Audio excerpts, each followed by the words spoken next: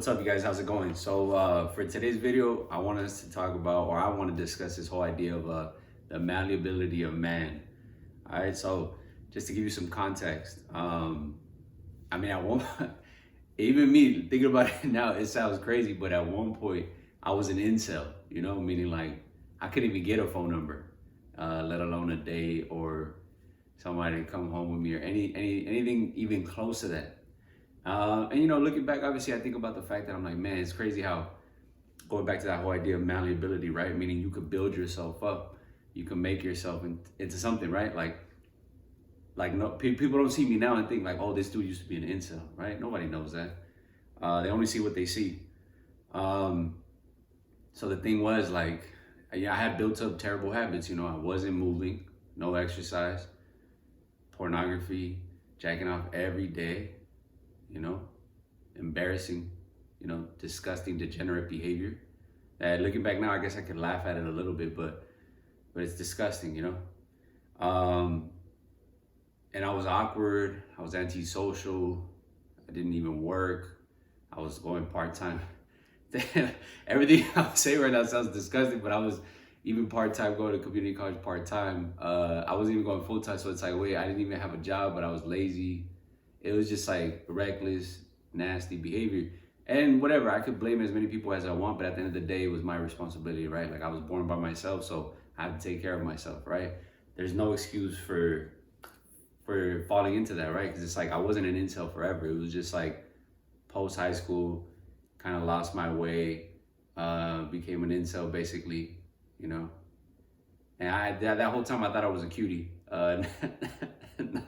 Not gonna lie, like I really thought like, man, like this is crazy. Like what are they seeing in me that I don't see in myself, right? Or what did I think I had that they couldn't see? And then like I said, fast forward, this was like, I want to say this was like early 20s. Now I'm in my early 30s, so the world is different, I mean, I'm different, right? And so if anything, what you should take away from this video is that you can do the same thing, right? If I was in a terrible place and got out of it, you could do the same. It's about that whole idea of actualizing your potential. You're not gonna get the same results as me. I mean, no one's gonna have the exact same results, right? There is no blueprint per se. I guess the point is at the end of the day, can you be honest with yourself? Can you have that honest conversation with yourself and say, you know what, I don't like any of this, right? I need to build momentum and to get myself out. Because, things like this, those habits I had built, it wasn't like it was going to disappear in one day, right? It was like years of hard work. I started reading, applying myself, obviously working, going to school, trying to be better just in every which way, every day, right? And so it's like the butterfly effect, right? It's all the little things, all the small things make the big thing, right? It's not just one big swoop and there it is.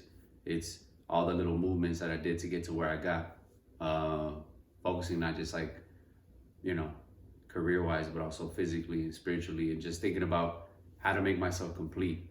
Once I got to that point, I mean, it was easy work.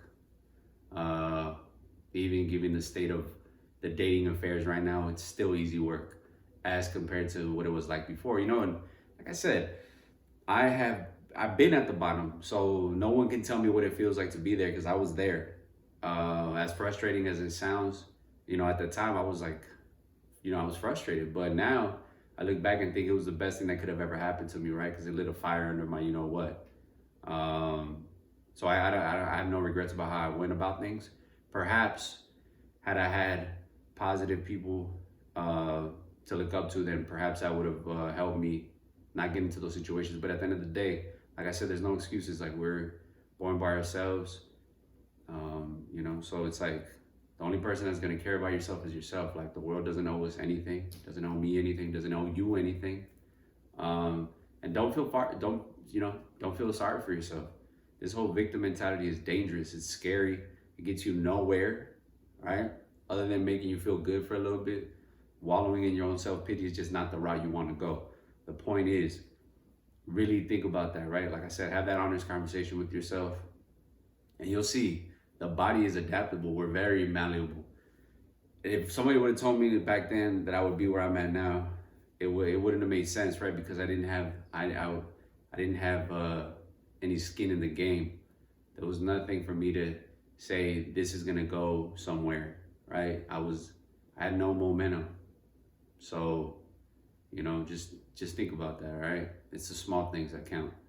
And you're malleable, right? We all are. So take it for what it's worth, all right? Trust me, because like I said, like now the position I'm in now, it's like, man, I'm so grateful, I'm so humble because I'm like, I remember what it used to be, like, and I never want to feel like that again.